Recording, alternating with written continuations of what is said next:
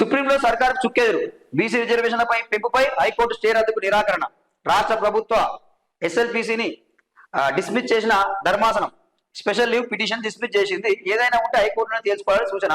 పాత పద్ధతిలో ఎన్నికలు జరుపుకునేందుకు అనుమతి అంటూ మనం పాత చూస్తా ఉన్నాం. సో ఇది అసలు ముచ్చట. గారిన సుప్రీంకోర్టు కూడా కొట్టేసింది. తెలంగాణ ప్రభుత్వం వేసిన స్పెషల్ లీవ్ పిటిషన్ కూడా కొట్టేసింది. మీరు ఏమంటే హైకోర్టును తేల్చుకోరి అని చెప్పడం జరిగింది. సో అది ఇక్కడ ఏమైతుంది, మీ ఎంపిరికల్ డేటా చేసినాం, సర్వే చేసినాం అని చెప్పి సుప్రీంకోర్టు చెప్పినా కానీ సుప్రీంకోర్టు ఏమంటుంది, హైకోర్టులో తేల్చుకోవాలని అంటూ ఇంకో మాట చెప్పింది. ఏమని చెప్పింది,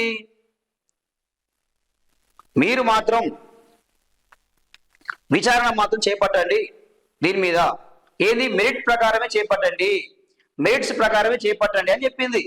అంటే అర్థమైంది, మెరిట్స్ ప్రకారం చేపట్టండి అర్థం ఏంది, 50% రాజకీయ రిజర్వేషన్ దాటొద్దు, దాని లోపడే మీరు తీర్పు ఇవ్వండి అని చెప్పి అర్థం. అది ఎవరైనా చెప్తురండి, చదువు వచ్చినోడు, చదువు రానోడు, రాజకీయ ప్రజ్ఞ ఉన్నోడు లేనోడు, అరే ఇది అయ్యేది కారా పోయేది కారా డ్రామా అని చెప్తూనే ఉన్నారు. కానీ మీరు టైంపాస్ చేస్తా ఉన్నారు.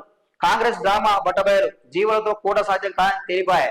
42% రిజర్వేషన్లతోనే ఎన్నికలు జరపాలి, చట్టబద్ధత కోసం 9వ షెడ్యూల్లో చేర్చాలి, పార్టీల పరంగా అంటే ఒప్పుకునేది లేదు. ఇదే విషయాన్ని శాసనసభలో చెప్పాం.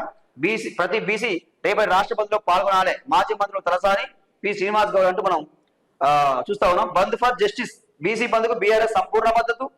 ముందుకొస్తున్న కుల ప్రజా సంఘాలు, సిపిఎం, సిపిఐ సహా వామపక్షాల సపోర్టు, వివిధ విద్యార్థి సంఘాల సంఘీభావం, మద్దతు తెలిపిన మావోయిస్టు పార్టీ, జయకొట్టిన ఎంఆర్పిఎస్, ఎల్హెచ్సిపిఎస్, కోటాకు మోకాలంటి కొట్లాడకు మద్దతు, బంధువు కాంగ్రెస్ మద్దతుపై బీసీల విస్మయం అంటూ చూస్తా ఉన్నాం. ఇది ముచ్చట. మీ మనకి ఇదే కదా.